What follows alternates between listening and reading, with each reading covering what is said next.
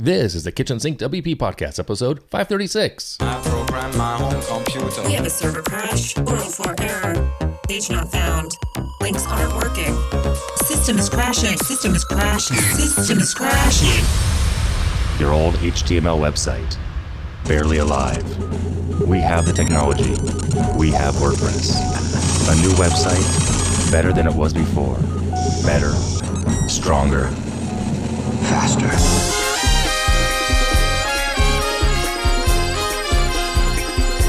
We have the technology. The technology. Hello, everybody. This is Adam Silver, the host of the Kitchen Sink WP Podcast. Thanks for being here. Let's get started. All right, upcoming events. We have two of them. First of them is the first one's WordCamp Krakow in Poland, June 7th through the 9th. I have been to Krakow, not to WordCamp Krakow. I went a long time ago as a child. I might have mentioned before, I speak a little Polish. My mom is from that country. Anyway, so cool, go there, dobrze. Also, WordCamp Cartagena I believe it's in Colombia, June 7th through the 9th also. So that's pretty cool. If you're in that part of the world, by all means, go. That'd be cool. All right, moving on, segment one in the news. One thing to talk about here, there's an article written by Lawrence Ladomery, I think it's how you say his name. I saw this online. It's about the WPEngine rebrand, which I wasn't aware of until I saw this online. I'm not sure where I saw it. It came out just a few days ago, by the time you hear this episode, June of 2024. And yeah, it's about their refresh, WPEngine, and they're a partner of mine as well. I mean, I work with them, and I know people work there, a great company, etc. So check it out. It's a pretty interesting little read about rebranding, and they're a big company, so it's worth the read. I think you want to, if you're looking to do rebranding and looking at a high level thing, definitely check it out. So yeah, that's it in the news. Moving right along, segment two, meat potatoes. It has been another 8 weeks, so we are here for the Q&A, questions and answers. Questions you've sent in, answers I've done some research and have for you. So we have 3 questions today. First one's in from Anna. What is the difference between Google Analytics and Search Console, and do you use them? Ooh, good question. I'll answer how I use them in a second at the end, but first and foremost, the main differences. There are 3 primary differences, being focus, data types, and primary users. The focus of Google Analytics is tracking and reporting website traffic and user behavior. Search Console focuses on monitoring and improving a website's presence in the Google search results. Okay, there's a difference there. The data types, also different. GA provides data on user interactions, sessions, page views, bounce rates, and conversions. Search Console provides data on search queries, indexing status, click-through rates, and search performance. And the third one here, primary users. GA is used primarily by marketers, analysts, website owners to understand how users are using the site and then use marketing aspect.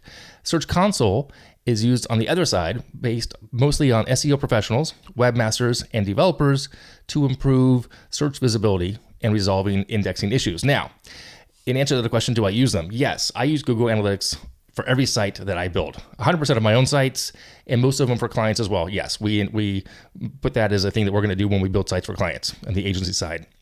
I do make sure, though, that the clients own the account. They create it, we show them how to do it, and then they invite us as an admin.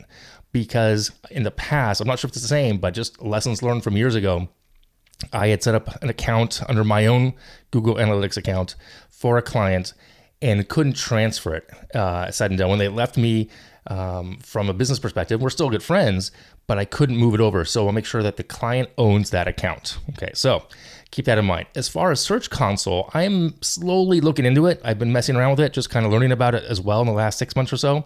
But it's interesting for sure, but it's not part of my daily and weekly life just yet. Google Analytics, I do look at often for many different sites, for my own stuff, for some of my clients as well. We do some light reporting quarterly for some people, but it's not my primary focus. But yeah, GA for sure over Search Console. At the moment, it's just less part of my life currently. All right, second question here is sent in by Mike. What is your go-to service for transactional emails these days? Ooh, well, Mike, timing is everything. This is a great question timing-wise, because I literally just had to dive into this a little bit. The short answer is this: currently using SendGrid. The long answer is why, and it's because recently I set up a Gravity form over on Silly Little Goals. I wanted to get those transactional emails sent to me, and that site is on a host that does not have email provided. So I thought I would go with the old fallback of using my old Gmail account to pass email through because it was just sending email to me. But honestly, I had to create this new web app for Google, and then this little thing, and then connecting the dots and whatnot. It worked, but 4 hours later, my account was flagged and I was locked out. Google shut down my Gmail account, which was crazy. Apparently to them it looked like spam, even though I was sending emails only to myself.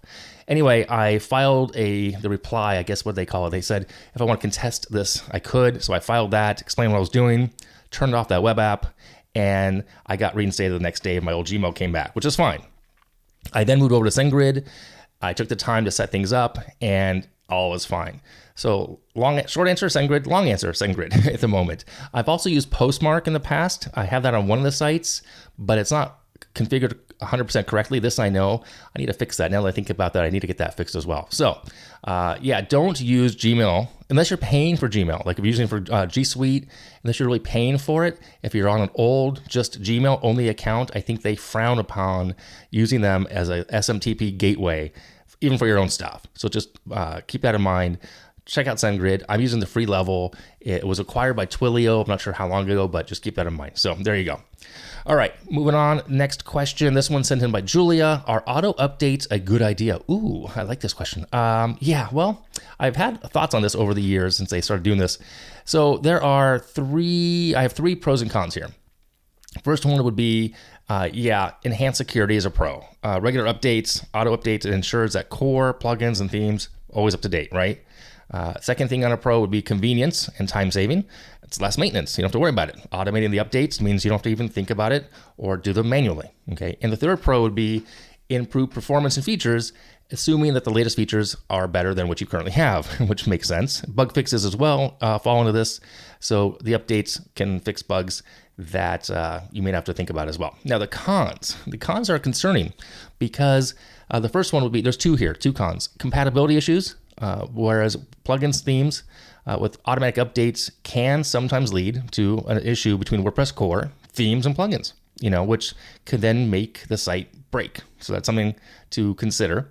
And of course, the other con would be loss of customizations, because if you do an update, it's going to overwrite any changes you've made on a custom mod in your theme or plugin, and that's a problem, right?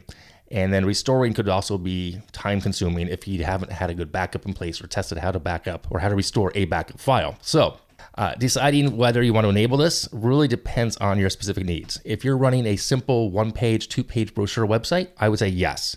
If you're running a site with extensive customizations, e-commerce, membership, I would say no. So there you go. So yes and a no. It comes back to the quote, it depends, right? So there you go. All right. That is it for the questions this week. Moving on to segment 3, tip and tool of the week. This week's tip is to get moving. Stand up, move around, move your body. Even if you're not 100% able-bodied, if you're stuck at the desk all day, don't forget to, just keep moving around in some capacity. With that said, I have an article from healthline.com. I think it's .com or .co. Let's see, what is it real quick? It is .com. It's called Deskercise. So it's some things you can do while sitting at your desk to kind of move your body around best you can. Stretch out your arms, overhead reaches, stuff like that. I just want everyone who listens to this podcast to make sure that you keep moving your body because, it's important. And it's too easy just to spend 10, 12, 15 hours a day staring at a screen. All right, so check that out. Get up, stand up, get moving, move around, breathe, and namaste. All right, I'm gonna wrap it up here. If you have any questions, go ahead, send it in to me. Email adam@KitchensinkWP.com or use that SpeakPipe function on the website. If you want to support the show, there's multiple ways to do that. You can become a Patreon. You can sponsor the show. There's a form on the website. You can also buy me a coffee. Would love that as well. Thanks for listening. See you next week. Now go out and do some awesome things with WordPress. All right, bye-bye.